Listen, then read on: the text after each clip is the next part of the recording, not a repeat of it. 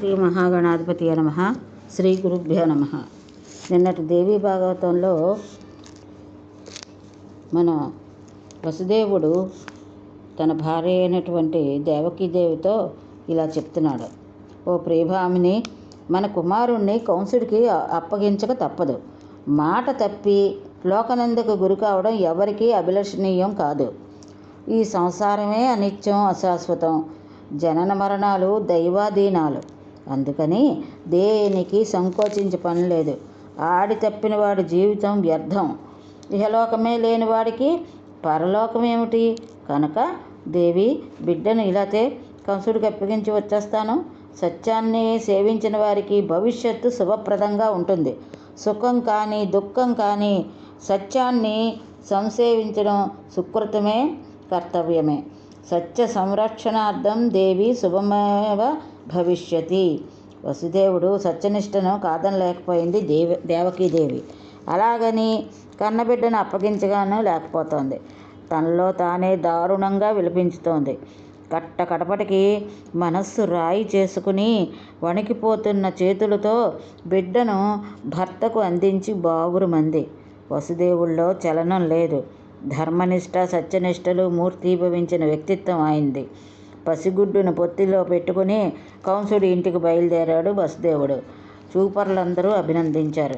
ప్రజలారా చూడండి, వసుదేవుడు ఎంత సత్యసంధుడో. పసికందుడిని మృత్యువుకి అప్పగిస్తున్నాడు. ఆహా, ఏమి ధర్మనిష్టత! ఇతడి జీవితం ధన్యం అని ప్రశంసించారు. వసుదేవుడు నిబ్బరంగా నడిచి వెళ్ళి నెత్తురుగుడ్డును కంసుడికి సమర్పించాడు. అతడి ధీరత్వానికి కంసుడే ఆశ్చర్యపోయాడు. బాలుణ్ణి తీసుకున్నాడు. చిరునవ్వులు చిందించాడు. వసుదేవా, నీ ధీరత్వానికి అభినందిస్తున్నాను. నీ సత్యనిష్టను ప్రశంసిస్తున్నాను. నిజంగా నువ్వు మాన్యుడివి, అసమాన్యుడివి. కానీ ఈ బిడ్డడు నా మృత్యువు కాదు. నువ్వు హాయిగా తీసుకుపోవచ్చు. 8వ కాన్పును పుట్టినవాడే నా పాలిటి యమధర్మరాజు అని కదా అశరీరవాణి చెప్పింది. కాబట్టి అష్టమగర్భ సంజాతుడిని మాత్రమే నాకు తెచ్చి అప్పగించు అని చెప్పి పంపించేశాడు. వసుదేవుడు పసిగందు తీసుకుని ఇంటికి తిరిగి వచ్చేశాడు. కంసుడి నిర్ణయాన్ని అతడి మంత్రులందరూ హర్షించారు. శిశుహత్య మహాపాతకానికి వృధాగా ఒడికట్టిపోవడానికి అభినందించారు. కొలువు చాలించి ఎవరి గృహాలు వాళ్ళలోకి వెళ్ళిపోయారు. కాసేపటికి నారదుడి మహర్షి వచ్చాడు. అతనికి ఎదురు వెళ్ళి అర్ఘ్యపాదాలు అన్ని సత్కారాలు యథావిధిగా నిర్వహించాడు ఉగ్రసేన సుతుడు. కుశల ప్రశ్నలు అయ్యాయి.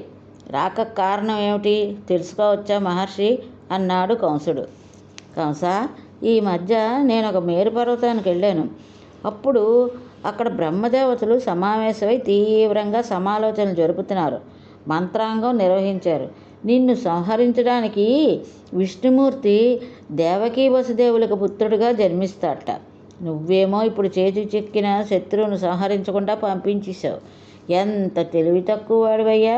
రాజనీతి తెలిసినవాడు ఎవడైనా ఇలా చేస్తాడా? నారద, అశరీరవాణి మాట ప్రకారం అష్టమగర్భం నా శత్రువు కదా, వాడిని చంపుతాను. వృధాగా ఈ శిశువులందరినీ సంహరించి పాపం మూట కట్టుకోవడం దేనికి అన్నాడు కంసుడు. అప్పుడు నారదుడు అన్నాడు, కంస, ఇందుకే నిన్ను వెర్రివాడిని అంటున్నాను. దేవతల బలం నీకు తెలీదు. అల్పుడైన శత్రువుని ఉపేక్షించకూడదు అనేది అతి సామాన్యమైన రాజనీతి. ఇంకా నీకు తెలీదా? అష్టమగర్భం అంటున్నావు. ఏది అష్టమగర్భమో నువ్వెలా లెక్కడతావు? ఏది కలపాలో ఏది తీసివేయాలో తెలుసా? నీ అంతటి మూర్ఖుని నేనెక్కడా చూడలేదు. అయినా నాకెందుకులే అని నారదుడు వెళ్ళిపోయాడు. వెంటనే కంసుడు వసుదేవుణ్ణి ఇంటికి మనుషుల్ని పంపించాడు. పసిబిడ్డను తెప్పించాడు. రాతి బండకు విసిరి కొట్టాడు. మందబుద్ధి సుఖంగా నిద్రపోయాడు. శౌనకాది మహామునులారా, శ్రీకృష్ణ జన్మ వృత్తాంతం శ్రద్ధగా ఆలకిస్తున్నారు కదా అని సూతుడు మధ్యలో ఒకసారి శౌనకాదులకి హెచ్చరిక చేశాడు. అనంతరం మళ్ళీ కథ కొనసాగించాడు. జనమేజయుడికి నారదుడి వ్యవహారం దారుణం అని అనిపించింది. వ్యాస మహర్షిని ఇలా అడిగాడు. మహర్షి, ఆ పసిగుడ్డుని ఏం మహాపాపం చేశాడని కంసుడికి చంపాడు? నారదుడు మహర్షి కదా, మహాజ్ఞాని కదా, ధర్మతత్పరుడు అంటాడే. అందరూ బ్రహ్మవేత్త అయ్యుండి ఇంత మహాపాపం చేయిస్తాడా? కర్త కారయత ఇద్దరూ పాపపుణ్యాలకు సంభాగులే కదా. ఇంతటి నీచానికి ఎలా ప్రేరేపించాడు నారదుడు? ఏ కర్మ విపాకం వల్ల పసివాడు అలాంటి దుర్మరణానికి గురయ్యాడు? ఇవన్నీ సందేహాలే. పితామహ, నువ్వే తీర్చాలన్నాడు. అప్పుడు వ్యాసుడన్నాడు, జనమేజయ, నారదుడు కలహప్రియుడు. ఆయనకు అన్నీ సరదాలే. కౌతుక ప్రేక్షకుడు. దేవకార్యం చక్కబట్టడానికి వచ్చి అలా చేయిస్తాడు. అతడిది మిథ్యాశీలం కాదు, అసత్య భాషణుడు కాడు.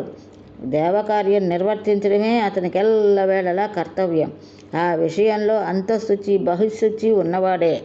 నారదుడి ప్రేరణతో కంసుడు పుట్టిన వారిని పుట్టినట్టు 6 బాలని సంహరించాడు. వీరంతా శాప విమోచనం వల్ల గర్భవాస దుఃఖం అనుభవించి దేవకీసుతులుగా జన్మించి కంసుడి చేతిలో మరణించి ముక్తి పొందారు. ఆ శాపం ఏమిటో, ఎందుకు అలా దాపరించిందో నీకు చెప్తాను విను. నీ ఆందోళన తగ్గుతుంది అన్నాడు. స్వయంభూ మన్వంతరంలో ఊర్ణాదేవి మరీచులకు 6 పుత్రులు జన్మించారు. అందరూ మహాబలశాలులే. ఈ పుత్రులంతా ధర్మతత్పరులు. బ్రహ్మదేవుడు కూతురు పట్ల కామకుడు అవ్వడానికి గమనించి వీరు పరిశోధించాడు. దానికి అలిగిన బ్రహ్మదేవుడు రాక్షసులుగా జన్మించండి అని వీరిని శపించాడు. అనంతరం కొంతకాలానికి వీరు 6 కాలనేమికి సుతులై జన్మించారు. అటుపైన హిరణ్యకశిపుడికి పుత్రులయ్యారు. రాక్షస వంశంలో పుట్టిన సహజంగా జ్ఞానులు కనుక శాంతచిత్తులై తపస్సు చేశారు.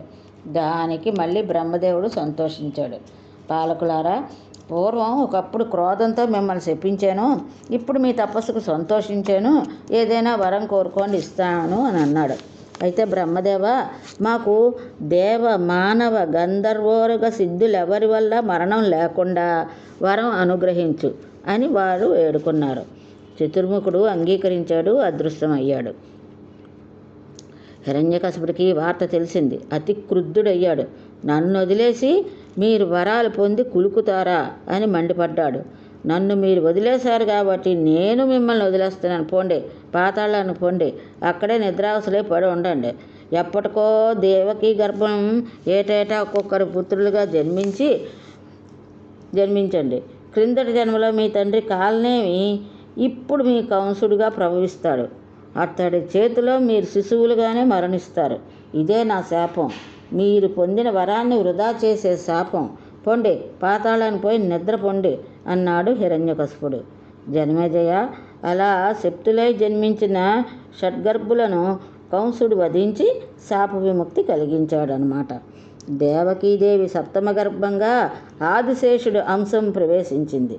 5వ నెల నిండగానే యోగమాయ తన యోగశక్తితో ఆ గర్భాన్ని సంరక్షించజేసి రోహిణీదేవి గర్భంలో ప్రవేశపెట్టింది.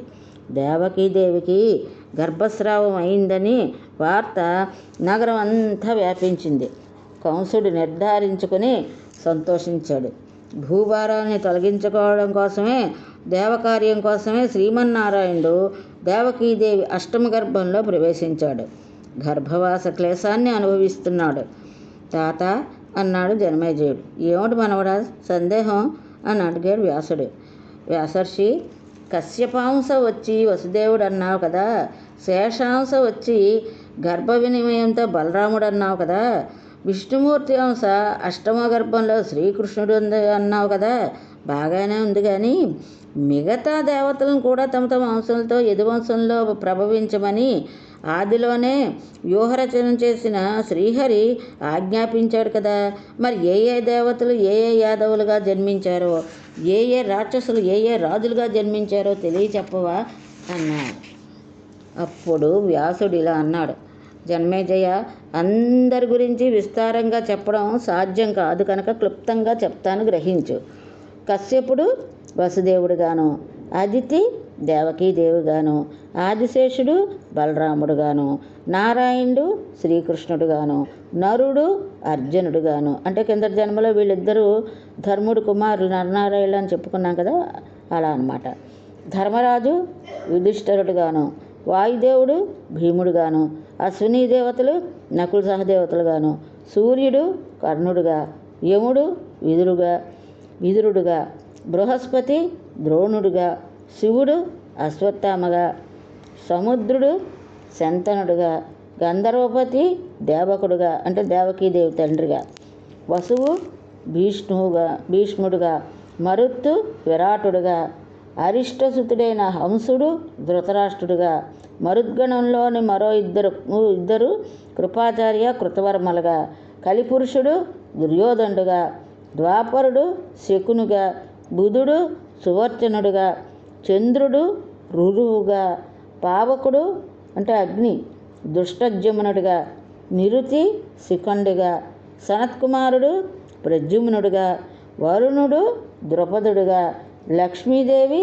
ద్రౌపదిగా, విశ్వదేవతలు ద్రౌపదేయులుగా, సిద్ధి కుంతిగా, ధృతి మాద్దిగా, మతి గాంధారిగా, అప్సరసలు కృష్ణపత్నులుగా, ఇంద్రశత్రువులైనటువంటి రాక్షసులు రాజులుగా, హిరణ్యకశిపుడు శశిపాలుడుగా, విప్రజిత్తు జరాసంధుడుగా, ప్రహ్లాదుడు శల్యుడుగా, కాలనేమి కంసుడిగా, హయగ్రీవ రాక్షసుడు కేసిగా, బలికుమారుడైన అరిష్టుడు కుకుద్మిగా, అనుహ్లాదుడు దుష్టకేతుడుగా, భాష్కలుడు భగదత్తుడుగా, లంబ ప్రలంబకులు ఖరదేనుకులుగా, వారాహ కిశోరులు చాణూర ముష్టుకులుగా, దితిపుత్రుడైన అరిష్టుడు కువలయనాగం అంటే ఏనుగ్గా, బలిపుత్రిక బకిగా, దాని తమ్ముడు బకాసురుడుగా జన్మించారు.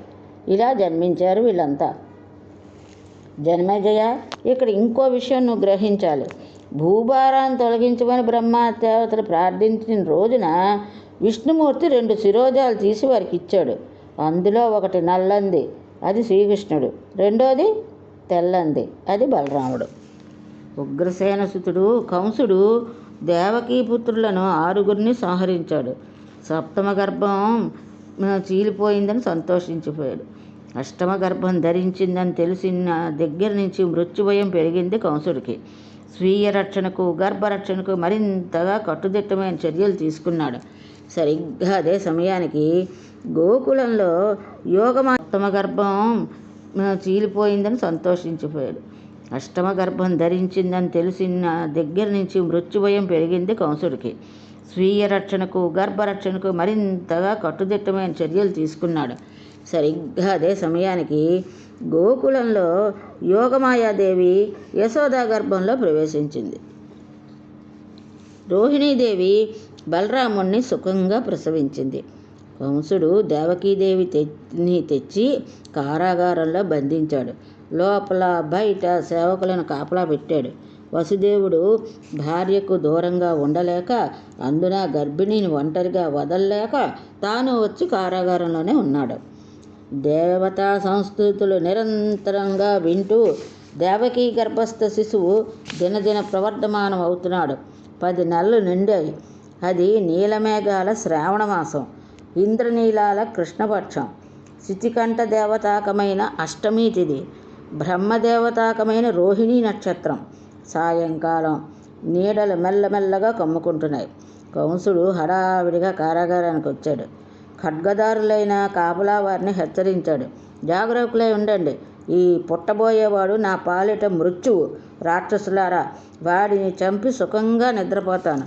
చంపేవాళ్ళ మీరంతా ఆయుధాలు ఎక్కుపెట్టి సన్నిద్ధంగా ఉండండి అని హెచ్చరికలు చేసి అంతే హడావిడిగా తన మందిరానికి వెళ్ళిపోయాడు కంసుడు. మనిషి బాగా కృషించాడు. మృత్యుభయం కొంగదీసింది. 10 నెలలకు పైగా మనస్సు సుఖం లేదు, కంటికి కునుకు లేదు. కమ్ముకుంటున్న నీడలు క్రమంగా చిక్కనవుతున్నాయి, చీకట్లుగా మారుతున్నాయి. దేవకీదేవి కంఠధ్వని నీరసించింది. మెల్లిగా భర్తతో అంది, ప్రాణవల్లభ, ఏం చేయమంటావు? ఇది ప్రసవ వేళ. మరి కాసేపట్లో ప్రసవం జరుగుతుంది.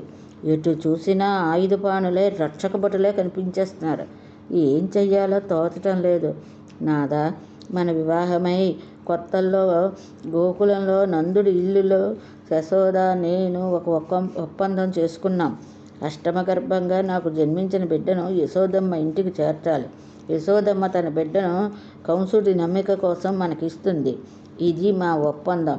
ఈ విషమ పరిస్థితిలో ఏం చేయమంటావో సలహా చెప్పవు. మన బిడ్డను అక్కడికి, వారి బిడ్డను ఇక్కడికి ఎలా మారుస్తావో ఆలోచించవా? ఈ పని నువ్వే చేయాలి నాథ. ప్రసవం సమీపించింది. కొంచెం అసింటా వెళ్ళవు. చచ్చేంత సిగ్గుగా ఉంది. ఇటు చూడకు, అటు తిరిగి నిలబడు. ఇంతకన్నా ఏం చేయడానికి ఏ అవకాశమూ లేకపోయే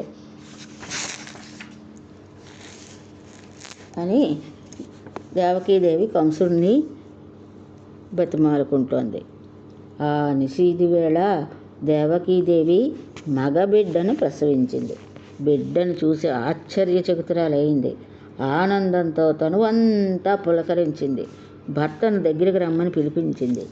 కంసుడు వచ్చి సంహరించకముందే తన కన్న కొడుకు ముఖాన్ని కళ్ళారా చూసి ఆనందించమంది. వసుదేవుడు ఆ పురిటికందును పొత్తిళ్లలో తీసుకున్నాడు. దగ్గరగా ముఖం చూశాడు. ఆ అందానికి ఆశ్చర్యపోయాడు. ఏం చేయడం? నా వల్ల ఈ బిడ్డకు కష్టాలు రాకూడదు. వసుదేవుడు తీవ్రంగా ఆలోచిస్తున్నాడు. అంతలోకి అశరీరవాణి వినిపించింది. వసుదేవా, ఈ బిడ్డను తీసుకుని గోకులానికి చేర్చు. వెంటనే బయలుదేరు. రక్షక భటులను అందరినీ నిద్రావసలం చేస్తాను. కారాగారం 8 ద్వారాలు తెరుచుకుంటాయి. నీ సంకెళ్ళు తెగిపోతాయి. బయలుదేరు. ఈ మగబిడ్డను నందగృహంలో యశోదకు అప్పగించి అక్కడ యోగమాయని ఇక్కడికి తీసుకురా. కారాగారాల తలుపులు తెరుచుకోవడం, తన సంకెళ్ళు తిరిగిపోవడం గమనించాడు వసుదేవుడు. బిడ్డను గుండెలకు హత్తుకుని బయలుదేరాడు. యమునా నదిని చేరుకున్నాడు. ఎలా దాటడం అనుకున్నాడు. దిగాడు. మల్లోతు దాటలేదు. యోగమాయ ప్రభావం అనుకున్నాడు. ఏ నిశీదిలో ఆ నిర్జన మార్గంలో గోకులం చేరుకున్నాడు. నందుడు ఇంటి ముందు నిలబడ్డాడు. పాడి పంటల సమృద్ధితో కళకళలాడుతున్న గృహశోభను చూస్తూ ముఖద్వారం దగ్గరే నిలబడ్డాడు వసుదేవుడు. కారాగారంలో దేవకీదేవి మగబిడ్డను ప్రసవించిన సమయానికే ఇక్కడ యశోదాదేవి ఆడపిల్లను ప్రసవించింది. త్రిగుణ స్వరూపిణి అయినటువంటి యోగమాయ జన్మించింది. శైలేంద్రియ రూపధారిణి అయిన ఆదిపరాశక్తి ఆ ఆడపిల్లను తెచ్చి వసుదేవుడికి అందించింది. వసుదేవుడి చేతుల నుంచి మగబిడ్డను తీసుకుని లోపలికెళ్ళి యశోదం పక్కలో పడుకుండబెట్టింది. వసుదేవుడు త్వరగా కారాగారం చేరుకున్నాడు. అలికిడి కాకుండా పిల్లలను దేవకీదేవి పక్కలో పరుండబెట్టాడు. క్షణకాలం నిశ్చేష్టుడై భయాతురుడై ఏం జరిగిందో తెలియని అవస్థలో నిలబడ్డాడు. ఆ క్షణంలో ఆ పసిబిడ్డ ఇప్పుడే జన్మించానన్నట్టుగా పెద్ద పెట్టున రోధించింది. ఇంకా రక్షక బదులు ఉలిక్కి లేపడి లేచారు. పరుగున వెళ్ళి కంసుడికి సమాచారం అందించారు. మరుక్షణం కంసుడు అక్కడ చేరుకున్నాడు. వసుదేవా, కొడుకుని తీసుకురా. అష్టమగర్భ సంజాతుడు కదా, ఇతడే నా మృత్యువు. ఇప్పుడే సంహరిస్తాను అని ఆజ్ఞాపించాడు. వసుదేవుడు భయంతో వణికిపోయాడు. కళ్ళల్లో నీళ్లు కక్కుకుంటూ పిల్లని తీసుకెళ్లి కంసుడికి అప్పగించేశాడు. ఆడపిల్ల అని కంసుడు ఆశ్చర్యపోయాడు. అష్టమగర్భంలో మగపిల్లడు పుడతాడని ఆకాశవాణి చెప్పిన మాట, నారదుడు చేసిన హెచ్చరిక అన్నీ వృధా అయ్యాయి. వసుదేవుడు మోసం చేసే అవకాశం లేదు. కారాగారంలోనే ఉన్నాడు. రక్షక భటులంతా సావధానులై కాపలా కాస్తూనే ఉన్నారు. మగపిల్లవాడే జన్మించి ఉంటే ఎక్కడికి పోయే అవకాశం లేదే. ఆడపిల్లే పుట్టుంటుంది, సందేహించే అవసరం లేదు. అసలే కాలగతి విషమంగా ఉంది అని ఆలోచించి వెంటనే పాషాణ హృదయుడు అయినటువంటి కంసుడు ఆ బాలికను కాళ్ళు పట్టుకొని బండరాతి మీదకి విసిరేశాడు. చేతి నుంచి జారిన ఆ బాలిక ఆకాశానికి ఎగిసింది. దివ్య రూపం ధరించింది. మృదుస్వరంతో ఇలా పలికింది, పాపాత్ముడా, నన్ను చంపి ఏం ప్రయోజనం? బలవంతుడై నీ శత్రువు జన్మించాడు, నిన్నే సంహరిస్తాడు అని పలికి అదృశ్యమైంది. కంసుడు మరింత ఆశ్చర్యపోయాడు. తన మందిరానికి వెళ్ళాడు. బక, ధేనుక, వత్సాది దానవీరులందరినీ సమావేశపరిచాడు. లోపల భయం, పైకి క్రోధం. అరిచి చెప్పాడు, రాణులారా, వెంటనే బయలుదేరి లోకం మీద పడండి. పుట్టిన ప్రతి మగబిడ్డను సంహరించండి. ఇదే నా ఆజ్ఞ. పోతనా, పిల్లల్ని చంపడంలో నువ్వు నేర్పరివి. నువ్వు గోకులానికి వెళ్ళు. ప్రతి శిశువును సంహరించు. ధేనుక, బస్సక, కేసి, ప్రలంబ, బక, మీరు కూడా అక్కడికే వెళ్ళండి. సావధానులై నా ఆజ్ఞను నెరవేర్చండి అని ఆజ్ఞ జారీ చేసి తన సైనాగారానికి వెళ్ళిపోయాడు. అదే ఆలోచన, అదే కలత నలిగిపోతున్నాడు కంసుడు. తెల్లారింది. గోకులంలో నందుడి ఇంట మగబిడ్డ ప్రసవించాడని ఉత్సవం జరిగింది. చారులు వర్తమానం తెచ్చారు. కంసుడి దృష్టి గోకులం మీద పడింది. అనుమానించాడు. నారదుడు లోగడ చెప్పాడు. గోకులంలో దేవకీ వసుదేవులకు నంద యశోదావులందరికీ దైవాంశ సంభూతులే నా శత్రువులని, ఈ మాట నిజమే అయ్యుంటుంది అని అనుకున్నాడు. రోజులు గడుస్తున్నాయి. శ్రీకృష్ణుడు పోతనను సంహరించాడు. బక, ధేనుక, వత్సక ప్రలంబులు అయిపోయారు. గోవర్ధన పర్వతాన్ని ధరించిన వార్త కంసుడికి చేరింది. తనకు చావు మూడిందని అనుకున్నాడు. శ్రీకృష్ణుడు మహాబలశాలి అయి కేసిని మట్టుపెట్టాడన్న దుర్వార్త తెలవడంతో కంసుడు కంగారు పడిపోయాడు. ధనుర్యాగం వంక బలరామకృష్ణులను ఆహ్వానించి అంతమొద్దిద్దామని అనుకున్నాడు. అక్రూరుడితో ఆహ్వానం పంపించాడు. రథారూఢుడై బలరామకృష్ణులు కంసుడి సన్నిధికి చేరారు. ధనస్సును విరిచారు. ఏనుగును సంహరించారు. చానూరు ముష్టికులను మర్దించారు. ఏనుగంటే ఇక్కడ కాలయమి అనేటువంటి ఏనుగు అన్నమాట. శల తోసులను మట్టి కరిపించారు. చివరికి కంసుణ్ణి జుట్టుపట్టి ఈడ్చి శ్రీకృష్ణుడు సంహరించాడు. దేవకీ వసుదేవులను చెరవిరిపించాడు. ఉగ్రసేనుడికి రాజ్యం అప్పగించాడు. వసుదేవుడు బలరామకృష్ణులకు ఉపనయనం జరిపించి సాందీపుని ఆశ్రమానికి విద్యాభ్యాసం కోసం అని పంపించాడు వసుదేవుడు.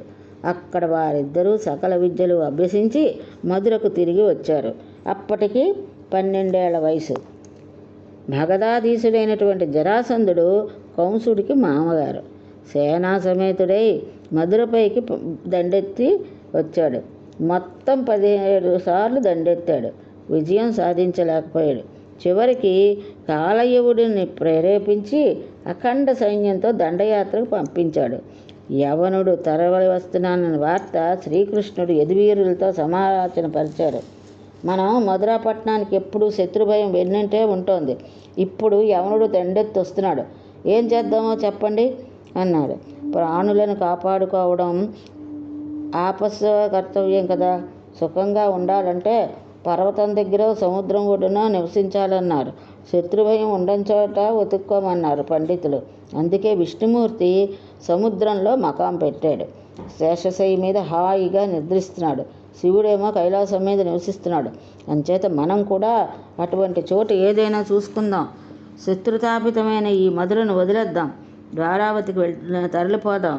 అది చాలా అందంగా ఉంటుందని, రైవికాతాద్రి చేరువలో సముద్రం ఒడ్డున మనోహరంగా ఉంటుందని గరుత్మంతుడు చెప్పాడు అని శ్రీకృష్ణుడు సూచనను యాదవులందరూ అంగీకరించారు. సామాన్లు శకటాలపై సర్దుకుని ఊరు ఖాళీ చేసి వెళ్ళిపోయారు. రామకృష్ణుల ముందు నడవగా ప్రయాణం సాగుతోంది. కొన్ని రోజులకి ద్వారావతి చేరుకున్నారు. ఇళ్ళు వాకళ్ళు శుభ్రం చేసుకుని అందరూ స్థిరపడ్డారు. ఇది ఈరోజు భాగవతం. ఇంతటితో స్వస్తి.